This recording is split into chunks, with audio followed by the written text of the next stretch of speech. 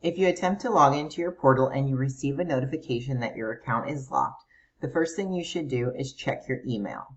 The email account that's associated with your portal will get an email with an unlock link. Sometimes this ends up in your spam or junk folder, so if you don't see it in your inbox within a few minutes after locking out your account, check those folders. If it happens to be in your junk or your spam folder, you're going to need to move it into your inbox. This sometimes happens because it's a live link coming from an unknown email.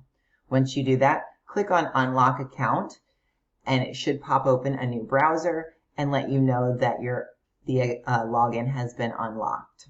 Once your login has been unlocked, you can go back to our login screen, enter in your username and password, mark that you're not a robot, and then log in, and you should be able to access your portal. If for some reason you are still unable to, please give us a call or send us an email.